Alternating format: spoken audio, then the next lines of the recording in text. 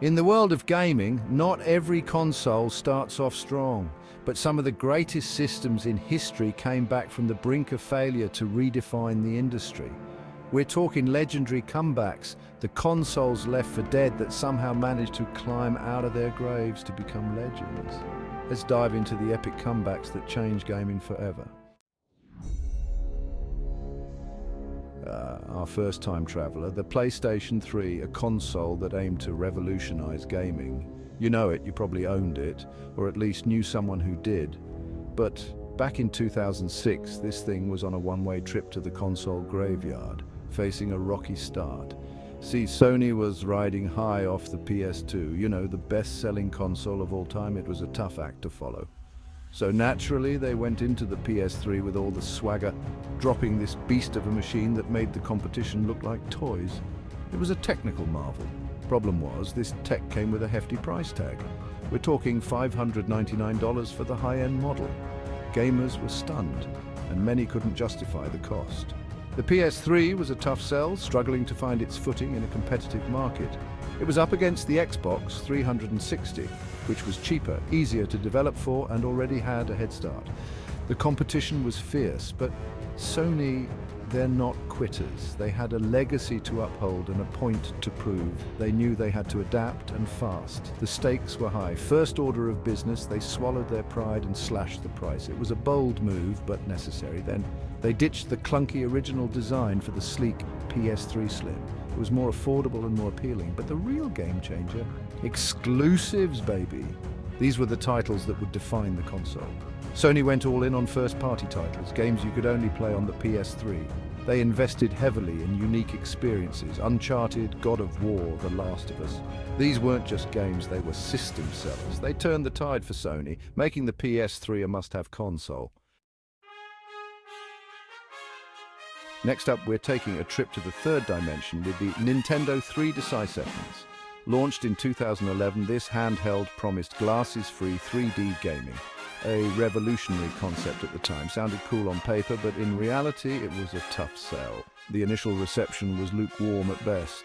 The 3D effect was gimmicky at best, headache-inducing at worst, leaving many gamers frustrated and disappointed. And the launch lineup of games was, to put it mildly, underwhelming. Gamers were skeptical and hesitant to invest. The price, a hefty $250, didn't help either. It was seen as too expensive for what it offered. The 3 Deciseconds was in trouble, with sales figures falling short of expectations. Nintendo, ever the optimist, knew they had to act fast. They couldn't afford to let this innovative device fail. First, they did what they do best. Price drop, a strategic move to attract more buyers. The 3 Deciseconds got a much-needed discount just a few months after launch. Then came the games, the lifeblood of any console. Nintendo dug deep into its arsenal of beloved franchises. Mario Kart 7, Super Mario 3D Land, and more. The Legend of Zelda Ocarina of Time 3D. These titles were game changers. These weren't just remakes, they were killer apps that showed off what the 3 Deciseconds could do, turning skeptics into believers. Chapter 3. Xbox One, the Redemption Arc. Now let's talk about a comeback story that almost wasn't, the Xbox One. Microsoft had struck gold with the Xbox 360, but their next act, not so much. The Xbox One's launch in 2013 was, to put it lightly, a mess. Their messaging was all over the place, focusing more on the Xbox One as an entertainment hub than a gaming console. Remember the always online requirement and that whole used games debacle? It was a nightmare for gamers, yeah, not exactly fan favorites. The backlash was swift and brutal. Gamers were furious and Microsoft knew they'd messed up. The company had to act fast to salvage their reputation. To their credit, they listened. They took the feedback seriously. They reversed the controversial DRM policies, ditched the mandatory Connect, and refocused on what mattered: games. This was a turning point.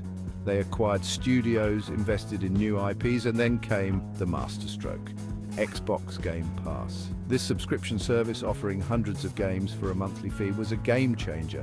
Literally, it provided incredible value. It breathed new life into the Xbox brand. Gamers were excited again, and the Xbox One's fortunes began to turn around. Chapter 4, Nintendo Switch, the hybrid hero. Last but not least, we have the Nintendo Switch. Now you might be thinking, hold on, the Switch was a massive success right out of the gate, and you'd be right. But consider this, the Switch was launching after the Wii U, Nintendo's biggest flop.